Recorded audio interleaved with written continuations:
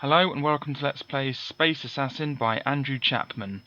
This is book number 12 in the Fighting Fantasy series, and it's presented by Steve Jackson and Ian Livingstone. Okay, let's have a look at the front cover there. There we go. Lovely. A thrilling futuristic adventure in which you are the hero. Okay, let's read the synopsis. Part story, part game, this is a book in which you become the hero. Looming above your home planet is the vast hulk of the starship Van der Vecken. Aboard, the crazed scientist Cyrus is planning to unleash a gruesome experiment upon your world, which will destroy all life as it is known, leaving only hideous mutations in its wake.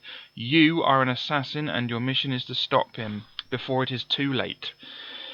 2 dice, a pencil and an eraser are all you need to make your journey. You decide which way to go, which dangers to risk, and which monsters to fight. Fighting fantasy books, a worldwide sensation. Cover illustration by Christos Achilles, or something like that. It's a bit blurry. Anyway, let's go on to the next page. Okay, Space Assassin. Looming above your home planet is the vast hulk of the starship Van der Vecken. Aboard, the crazed scientist Cyrus is planning to unleash a gruesome experiment upon your world, destroying all life as it is known and leaving only hideous mutations in its wake. You are an assassin, a highly trained fighting machine, expert in the martial arts of 27 different human and alien species. You have been chosen to seek out Cyrus on board the Van der Vecken and bring his evil plans to an end. But beware, terrifying creatures await you there, part robots, part mutants, all products of the scientist's earlier experiments. 2 dice, a pencil and an eraser are all you need to embark on this thrilling science fiction adventure, complete with its elaborate combat system and a score sheet to record your gains on which to record your gains and losses. It needs a preposition there. Many dangers lie ahead, and your success is by no means certain. Powerful adversaries are ranged against you, and often your only choice is to kill or be killed. Okay, Steve Jackson and Ian Livingstone present Space Assassin by Andrew Chapman, illustrated by Jeffrey Sr. Okay, here are the other books in the series up to the point in time that this was released or published. We've got, or rather we have, The Warlock of Firetop Mountain, Citadel of Chaos, Forest of Doom, Starship Traveller, City of Thieves, Death Trap Dungeon, Island of the Lizard King, Scorpion Swamp, Caverns of the Snow Witch, which we did last time, House of Hell, which we did ages ago, Talisman of Death, and Space Assassin, which and we've done all of those, well, apart from Space Assassin, which we're doing now, so that's good.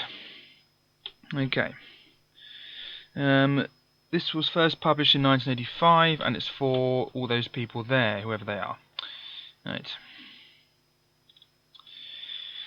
Okay, here we go. Okay, introduction. In this book, you play the part of a futuristic assassin sent to capture a tyrannical despot bent on the destruction of your world. You must find the way through the mazes and hazards of his giant spacecraft, the Van der Vecken, and eventually confront and capture him. Before you can begin, however, you must determine your strengths and weaknesses and select your weapons and armour. For this, you will require 2 dice and a pencil with which to record scores on the adventure sheet on pages 18 to 19. We're using a text document, of course. As it is possible that you will not complete your mission on your first attempt, you may wish to take photocopies of the adventure sheet for future use. Your abilities. Your ability to fight, withstand damage, and escape from tricky situations is determined by your skill, stamina, and luck. On your adventure sheet, you will see sections where these attributes are to be recorded. They are derived as follows. Roll 1 die, add 6 to the result, enter this total as your skill score. Okay, let's do that now. Okay, roll 1 die. Yeah, that'll do. Okay, remove the buzzing. Okay, so we've got 4 plus 6, which is 10. So we have 10 skill. That's quite good. Right. Roll 2 dice, add 12 points to the result, enter this total as your stamina score. So roll 2 dice and add 12. No, yes. Okay. Okay, so 10 out of 12 is 22. So we've got 22 stamina. If you're moaning about me cheating, feel free to watch another video. I don't care. Or leave a dislike. I couldn't give a toss. I don't get any money for this. I don't monetize the videos or anything, so it's up to you. I do this purely for my own amusement. It doesn't bother me in the slightest. Anyway, so we get 22 stamina. That's good. Okay, roll 1 die. Add 6 to the result. Enter this total as your luck score. Okay, roll 1 die. No. Yes. Okay. So we get 12 luck. That was lucky, wasn't it? Right, okay.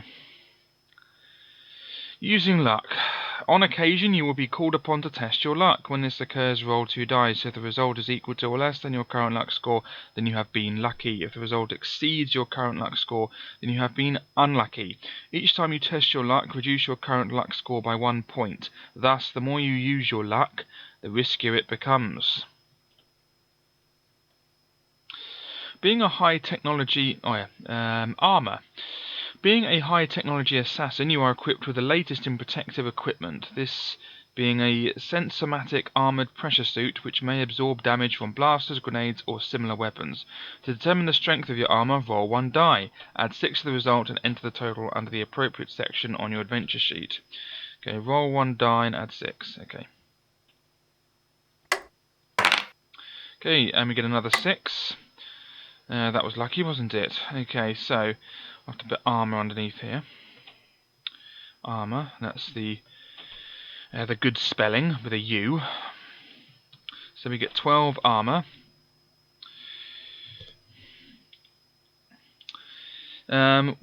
Whenever you engage in a gunfire duel with an opponent and receive a hit, roll 2 dice. If the result is equal to or less than your current armor score, then the opponent's shot has not penetrated your armor and thus does not wound you.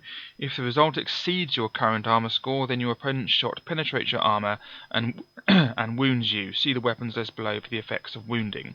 Each time you roll 2 dice to determine if an opponent's shot has penetrated your armor, reduce your armor score by 1 point. Note the similarity of the above procedure to test your luck. I do note that.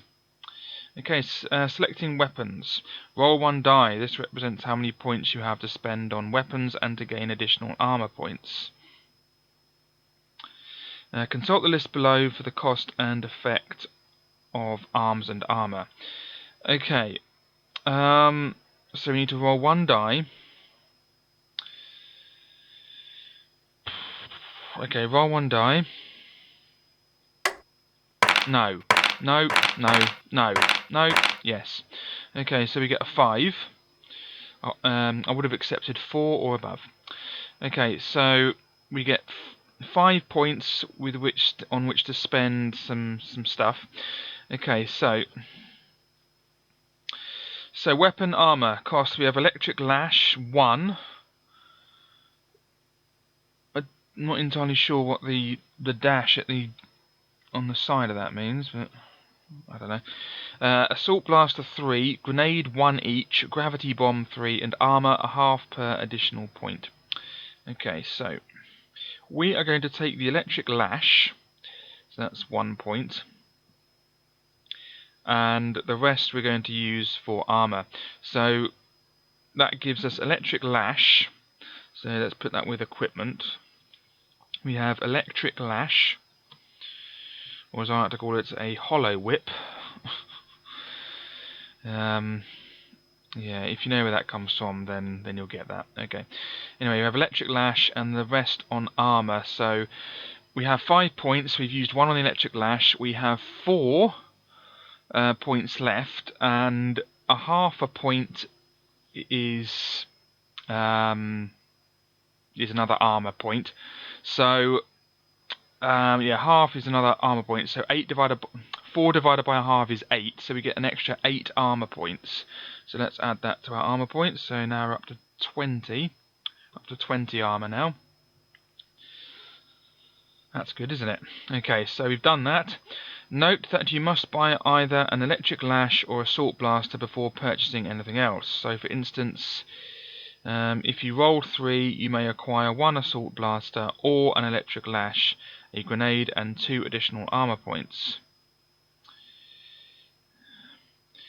The effects in combat of the different weapons are as follows. Electric Lash, a small handgun, oh it's not a hollow whip, a small handgun which projects an electric pulse, inflicting 2 points of damage on your opponent's stamina. Assault Blaster, a heavy-duty military weapon which inflicts varying amounts of damage. The amount is determined by rolling one die and deducting the result from your opponent's stamina. Thus, an Assault Blaster will cause from 1 to 6 points of damage against the target's stamina. Grenade, an area effect weapon which will cause varying amounts of damage on all your opponents in the blast area. The amount of damage is determined by rolling one die for each target and deducting the result from that target's stamina. Grenades can be used only when the book specifies that it is possible. Gravity Bomb, a heavy-duty demolition bomb for blasting doors, immovable objects, etc. It consists of a microscopic black hole suspended in a time stasis field. When the stasis field is switched off at detonation, the black hole sucks in and annihilates everything within a 10-foot radius. The black hole then evaporates into hyperspace, leaving the blast area completely safe. Okay, hand-to-hand combat. Hand-to-hand combat is conducted the same as in other fighting fantasy books. If you are already familiar with this system, you can skip this part of the rules. Otherwise, combat is simultaneous. Hand-to-hand fighting is a series of clashes in which one combatant will do damage to the other. Roll 2 dice. Add your opponent's skill score to the roll. The total is your opponent's attack strength. Roll 2 dice again, add your skill score to the roll, the total is your attack strength. If your opponent's attack strength is higher than yours, the opponent has inflicted damage on you. Deduct 2 points from your stamina. If your attack strength is higher than your opponent's, you have inflicted damage upon your opponent. Deduct 2 points from your opponent's stamina. If both attack strengths are equal, both attacks have missed. Start the next attack round from step 2 above. Continue this combat until either your opponent's or your stamina is reduced to 0. Note, if you are fighting more than one opponent, you fight them one at a time. Okay, that's different from other books, isn't it? Gunfire. The combat sequences for blasters, grenades, and electric lashes are as follows. If you are instructed by the book that it is possible to throw a grenade, you may do so. If so, roll one die for each opponent in the target area and deduct any damage inflicted. After throwing a grenade, if any of your opponents are still alive, you engage them in gunfire or hand-to-hand combat, whichever the book specifies. A gunfire combat round is conducted as follows. Roll 2 dice. If the result is greater than or equal to your skill, you have missed. If the result is less than your skill, you have hit your opponent and inflicted damage on it. Deduct as much damage as the weapon you are using causes. See the list under Selecting Weapons, page 12. If your opponent's stamina has reached 0, then your opponent has died. If your opponent is still alive, then your fire will be returned. Roll 2 dice. If the result is greater than or equal to your opponent's skill, your opponent has missed. If the result is less than your opponent's skill, your opponent has hit you. If the blast penetrates your armor, deduct as much damage as your opponent's weapon causes from your stamina. If your opponent's weapon is not specified, then treat it as if it were armed with an assault blaster. Now repeat step 6 for each opponent still alive if you are faced by more than one opponent. If you have not been killed, a new combat round starts from step 4. Note, if you are faced by more than one opponent, you must direct your fire against the first listed until it is killed, then change to the second listed, and so on. Also, if you are involved in a gunfire battle without a weapon, then the amount of damage you inflict on your opponent will be 1 point per hit. You are expert in unarmed combat as well. Recovering stamina. If you become involved in any gun battles or other combat, you will almost certainly lose some stamina points. These may be recovered by taking pep pills. Each pill will restore 5 points to your stamina and can be taken at any time. You begin the adventure with 4 pep pills. Note that there is a section on the adventure sheet for keeping a record of the number of pep pills you have left. Okay, so we have 4 pep pills. I'll just say 4 pep pills. No, I won't do that. I will put pep pills. No, I won't do that either. Because I want to keep this for, as a sort of template. So I'll just put this underneath here, not use the provisions section. Okay, pep pills, and we have 4, and they give us 5 points of stamina back each. Your stamina score can never be made to exceed its initial level. Carrying equipment. During the course of your adventure, you are likely to come across certain items which you may wish to take with you. The maximum number of items, not including weapons, that you can carry at one time is 5. Okay, so that's a bit different. So not including weapons. So I'll put an asterisk next to the ones that don't count. There we go. But I'll just put here 5 maximum, not asterisk. Whoops, wrong thing. There we go. So we have electric lash, but that doesn't count because that's a weapon. Okay, let's go on. And someone's actually written in the book. This isn't the book I own. I got this from a torrent. Well, I'm glad this isn't a book I own, otherwise I'd be really annoyed because some idiot has written in the sheet rather than just using a notepad. Oh, to be young again. Okay, mission briefing. For some time, Cyrus, the tyrannical ruling scientist of Odd, your local sector, has been harassing your home planet with his warped minions. Yes, and it is pronounced harassing. Destructive robots and evil creatures almost certainly of mutant origin. His most usual crime has been to descend upon your planet and kidnap innocent victims upon whom, it is reputed, he practices his malign experiments and surgery. In any event, his victims are never seen again. Now, however, word has been received that he intends to use your entire world for one gruesome biological experiment in which he will cover the surface of the planet with radioactive isotopes while showering deadly viruses upon all living creatures. The time has obviously come to stop him. To this end, the authorities have appealed to the Planetary Assassins Guild, which has selected you to penetrate into Cyrus's huge starship, the Van der Vecken. Capture him and bring him to justice. So, armed with the latest and deadliest weapons, trained in 27 different schools of alien and human martial arts, protected by the best in sensomatic armoured pressure suits, you set off, searching for the Van der Vecken throughout the local star systems and eventually catching up with it in a relatively isolated system some light years from your home world. It seems to be in the process of refueling and taking on supplies. You decide that your best bet is to smuggle yourself on board the ship's supply shuttle and let that take you to the Van der Vecken. Now turn over. Okay, off we go. Okay, secreting yourself, or secreting... You know, I don't know how to pronounce that. I'll say secreting, because secreting sounds like it's like some liquid or something. Secreting yourself aboard the Van der Vecken supply shuttle, you travel from the planet's surface to dock with the main ship. As the shuttle approaches the enormous spacecraft, you clamber into an emergency escape airlock and await the sounds of contact. You check your spacesuit and weapons, then rest your hand upon the door release, its hair trigger mechanism ready to snap down and hurl you into the void. In your headset you can hear the ship's computer counting off the seconds until contact.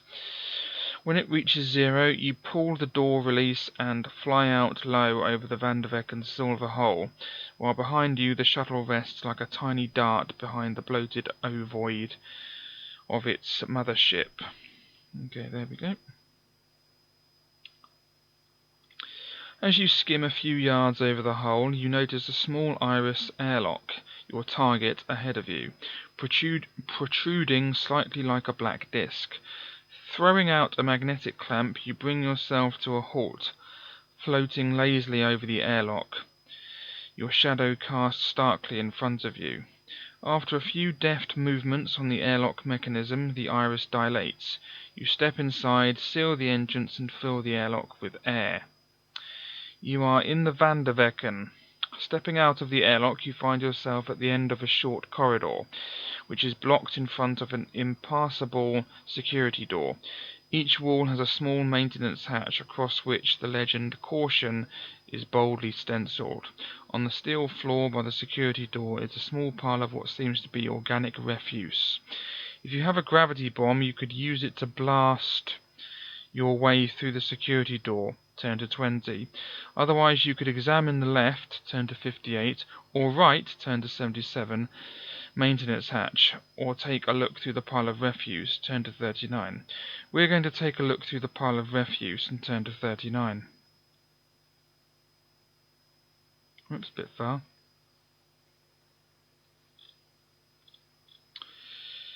Okay, here we are. The pile of refuse, on closer examination, turns out to be the body of a tiny, hunchbacked alien critter.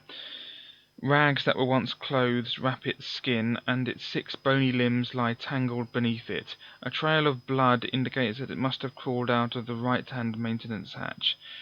Rolling the creature over, you notice that it has an electronic device clasped in one hand. Its finger is on the button, and bright wires lead up the arm and disappear into the remnants of a sleeve. Will you remove this device from the body, turn to 141, or leave it alone, turn to 234? Is that the alien? Yep, I think it is.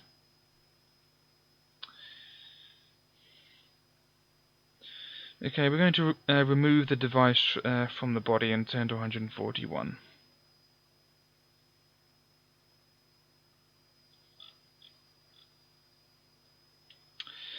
The device is a small black square with a large red button set into it, the wires leading from it attached to a portable power source. Nothing happens when you press the button, and as you can see several other places where some other widget is meant to plug in, you deduce that the device is incomplete. You put it in your pack. Leaving the alien, will you examine the left maintenance hatch, turn to 58, or the right maintenance hatch, and turn to 77? Okay, so we have device.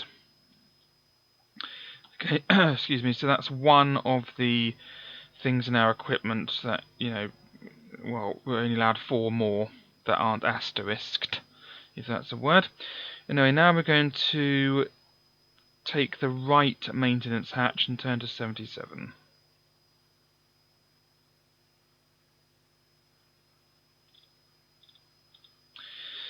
This hatch opens easily to reveal a long, dark access tunnel crammed with conduits and aluminium lattice work cutting through the ship.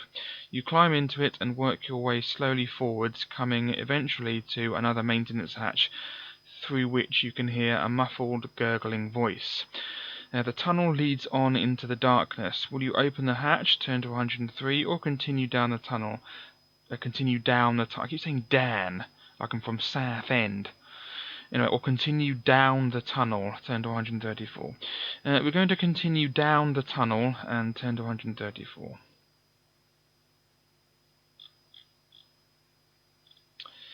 A few yards down the tunnel you find another small hatch. Listening, you can hear nothing. The hatch just feels rather warm. You may continue along the access tunnel, turn to 172, or open the hatch, turn to 3. Okay, we are going to open this hatch and turn to 3.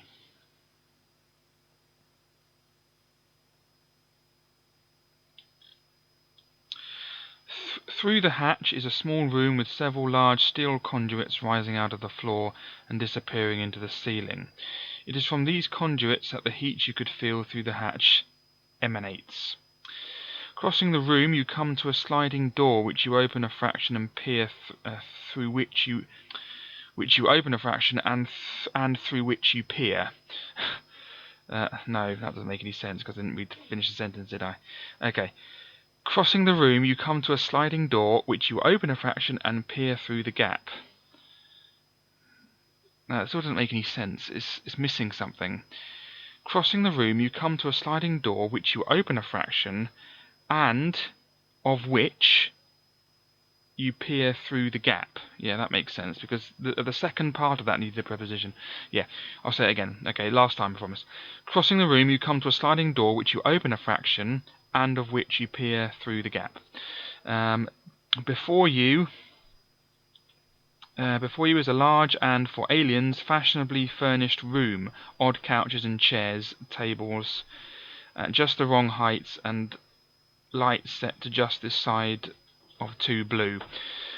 Seated, reading from electronic resource sheets, are 2 rodent-like Fosnicks, their white lab coats and tiny pince-nez Yeah, that's a type of glasses, old-fashioned glasses that don't have something that goes over your ear. They pinch your nose. I think Morpheus wore them in the Matrix films. Anyway, and it's pronounced pince-nez, I think, because it's French for pinch nose or something like that. Anyway, their white lab coats and tiny pince-nez for their equally tiny eyes betray them as being technical types.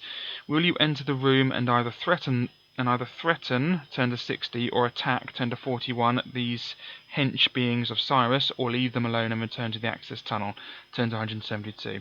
Okay, we're going to threaten them. So turn to 60.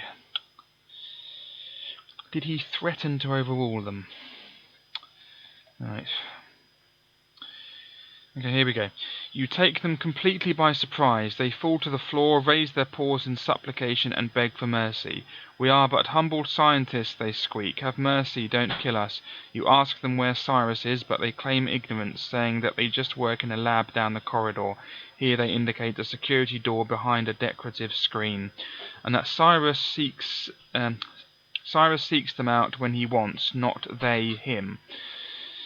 You force them to strip and then tie them up. While they are stripping, you notice that each wears a small narrow cylinder on a long chain around its neck.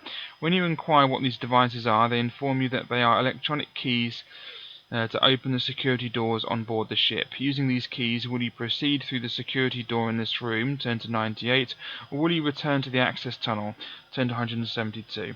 Okay, we're going to take the security keys.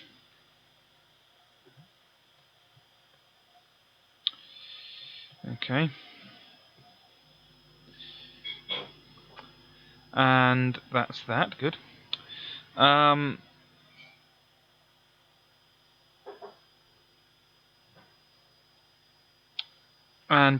we're going to proceed through the security door in this room. Turn to 98. So 98 we go.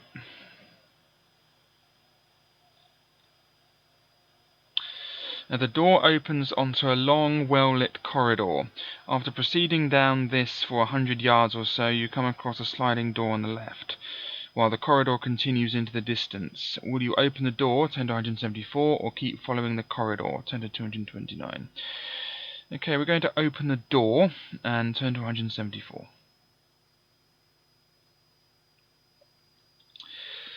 Through the door is a small kitchen and dining area. Once again, everything is decorated in an alien style designed to make human behavior difficult. The food that is available on the Milo-matics is, without exception, unpalatable and raw. You do, however, find a couple of high-energy bars which you may take with you. They count as a single item for pack purposes. Okay, two high-energy bars. Wish it said that about the how many pack points it takes, whatever, about the security keys. 2 high energy bars, plus 5 stamina, and a new line there. Actually, whoops, did not mean to do that. Okay, screw that. I'll just put the new line there, I think, and I didn't do it properly. Wonderful. Good job I checked. Right, okay. 5 stamina each, I'll say, because otherwise I might forget. Okay. Leaving the kitchen, you return to the corridor and proceed along it, turn to 229.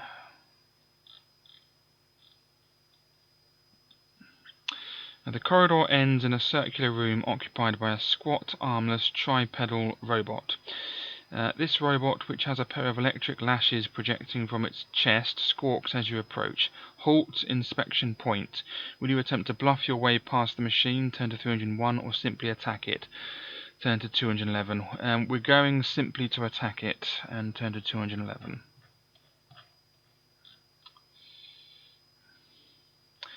In the fight, the robot will fire twice per combat round, each hit doing 2 points of damage to your stamina. Guard robot, skill 7, stamina 6. If you defeat it, turn to 247.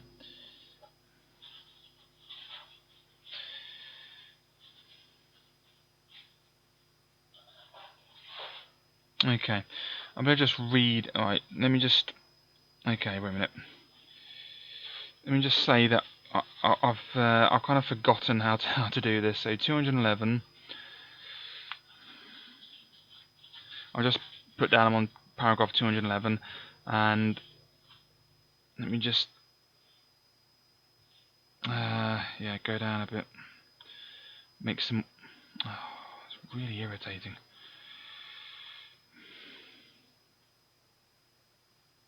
Okay, right. So we're fighting a guard robot, and his is skill 7, stamina. What was it? Stamina 6. Good job I checked. I always thought it was 7 there. Okay, and we're working out how to do this again because I've completely forgotten. Again. I forget every time. Okay, gun battle. Okay. Roll 1 die for each opponent and target. Oh yeah, that's just for a grenade. Roll 2 dice. If the result is greater than or equal to your skill, you have missed. Okay, so we're rolling for me first. Okay, so roll 2 dice. And we want this to be less than or equal to 10 because that's my skill. Fantastic, good, I've missed. Good-o. Okay, so that means I've missed. So there's no point even going on from that. Now we're rolling for him, and he needs this, for him to be successful, he needs this to be 7 or less. Which naturally, of course, it is. So he was successful, and he's fired twice, which means he's done 2 points of damage. So that's on me, so that's put me down to 20 because it does 2 points of damage. Okay, and then we start again. Okay, okay, roll for me. We need this to be 10 or less. Okay, so we were successful, and we need to work out what the gun does, don't we? Because we have electric lash, projects electric pulse. Okay, so we don't need to roll a die for this. We just need to say it's done 2 points of damage. Yeah, so this has done 2 points of damage because it always does. So this puts him down to 4 stamina, although how a robot can have stamina, I'm unsure. Okay, and then we go again. Okay, so roll for... Yeah, and then we roll for him now. He needs this to be 7 or less to be successful. And it was. That means he's done another 2 points of damage on me. Puts me down to 18 stamina. Okay, then we start again. So I want this to be 10 or less. And it was. That means I've done 2 points of damage. That puts him down to 2. And then we're rolling for him. Okay, that's a 12. That means he missed. So that's that. Okay, last one then, I hope. Okay, 6. Yeah, that means he's dead now. Okay, so that's into Mr. Guard Robot. Let's go back to 211 because that's where I was.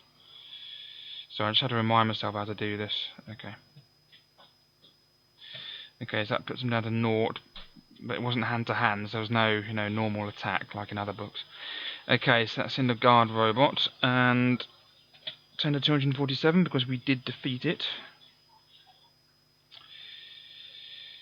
Okie dokie. Okay, the robot falls over sideways, thick black smoke pouring from its shell. The room has 2 exits, a security door in front, on the opposite side of the corridor entrance, and another to the side. Will you inspect the remains of the robot, turn to 283, or go through either the door in front, turn to 80, or the door to the side, turn to 319? We're going to inspect the remains of the robot, turn to 283.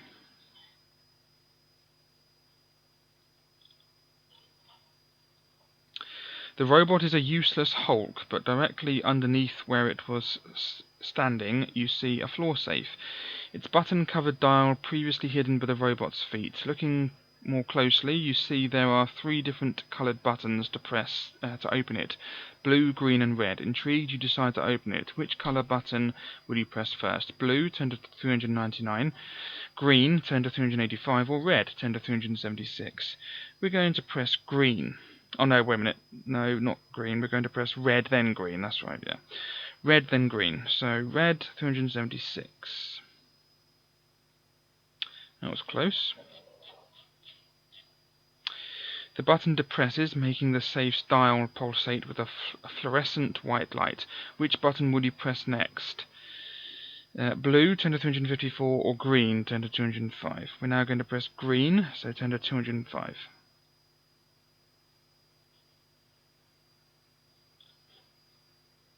Whoops. The second button depresses safely. When you press the third, the dial pops free of the floor, revealing the contents of the safe. Well, not really a safe, but a booby trap, for there, sunk into the floor, is a gravity bomb which would have been set off had you pressed the wrong sequence of buttons. It is now safe to handle, though, so you may add it to your weapon list. Which exit from the room will you take? The door in front, turn to 80, or the door to the side, turn to 390. Okay, we take the gravity bomb. That doesn't count as one of our item things, because it's a weapon. So we give that an asterisk. There we go. And